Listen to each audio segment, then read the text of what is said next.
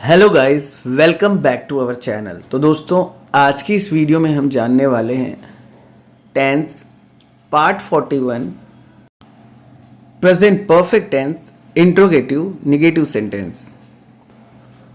तो चलिए दोस्तों, इसे समझने की कोशिश करते हैं।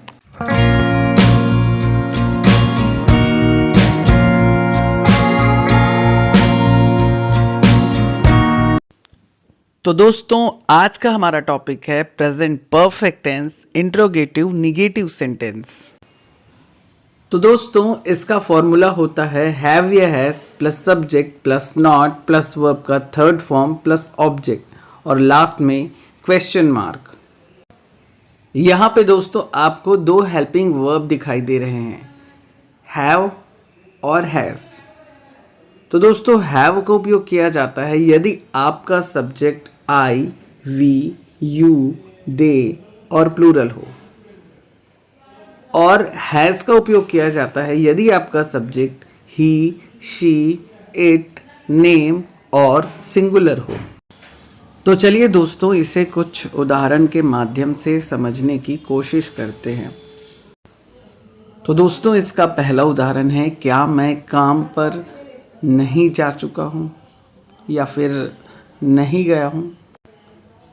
यहाँ पे दोस्तों सब्जेक्ट यानी कि कर्ता यानी कि कार्य करने वाला है मैं, जिसे इंग्लिश में कहा जाता है आई, और आई के साथ जो हेल्पिंग वर्ब लगता है वो लगता है आपका हैव, और उसके बाद फॉर्मूले से आपका नॉट। फिर है वर्ब का थर्ड फॉर्म। हमारा जो वर्ब है वो है गो यानी कि जाना, और वर्ब की तीन फॉर्म होते हैं। तो हमारा जो वर्ब है जाना, जिसे हम इंग्लिश में कहते हैं गो, इसका प्रेजेंट फॉर्म यानी कि फर्स्ट फॉर्म जो होता है वो होता है गो ही।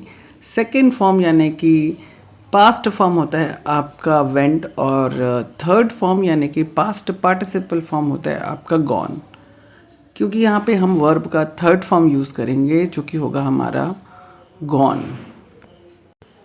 इसके बाद आता है दोस्तों आपका ऑब्जेक्ट यानी कि कर्म, जो कि वाक्य में कर्ता सब्जेक्ट और क्रिया वर्ब को छोड़ करके बचता है। तो दोस्तों, यहाँ पे मैं यानी कि आई हुआ आपका सब्जेक्ट यानी कि कर्ता, जाना यानी कि गो जो कि अब वर्ब का थर्ड फॉर्म यानी कि गॉन हो चुका है, वो हुआ आपका वर्ब। तो बचता क्या है? जो बचता है वो है आपका वर्क, जिसे हम कहते हैं काम हिंदी में। तो दोस्तों, इसे ऊपर दिए गए फॉर्मूले के हिसाब से क्रमबद्ध करके ट्रांसलेट करके कैसे लिखेंगे? Have I not gone to work. चलिए दोस्तों, एक और उदाहरण लेते हैं जो कि होगा आपका, क्या वे घर नहीं पहुंचे हैं या नहीं पहुंच चुके हैं। यहाँ पे दोस्तों सब्जेक्ट यानी कि कर्ता यानी कि कार्य करने वाला है वे, जिस इंग्लिश में कहा जाता है दे, और इसके साथ जो हेल्पिंग वर्ब लगता है वो होता है आपका हैव। फॉर्मूले से आएगा आपका नॉट, और वर्ब यानी क्रिया है आपका पहुंचना, जिसे इंग्लिश में कहा जाता है रिच, क्योंकि यहाँ पे हम वर्ब का थर्ड फॉर्म यूज़ करेंगे। तो दोस्तों, हमारा जो वर्ब है रिच, इसका प्रेजेंट फॉर्म होता है आपका रिच ही, इसका पास्ट फॉर्म होता है रिच्ड, जिसे सेकंड फॉर्म कहते हैं, और इसका पास्ट पार्टिसिपल यानी कि वर्ब का थर्ड फॉर्म होता है रिच्ड। क्योंकि दोस्तों आप फॉर्मूले से देख सकते हैं कि हमें वर्ब का थर्ड फॉर्म ही यूज करना है, जो कि होगा आपका रिच्ड।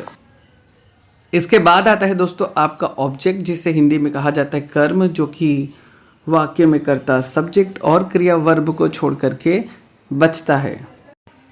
तो दोस्तों, यहाँ पे दे यानी कि वे हुआ आपका सब्जेक्ट, पहुंचना जो कि पहुंच चुका हो चुका है, रिच्ड हो चुका है, वो हुआ आपका वर्ब। तो बचता क्या है? जो बचता है वो है आपका घर, जिसे इंग्लिश में कहा जाता है होम। तो दोस्तों, इसे ऊपर दिए गए फॉर्मूले के हिसाब से क्रमबद्ध करके ट्रांसलेट करके कैसे लिखेंगे? Have they not reached home, और लास्ट में क्वेश्चन मार्क।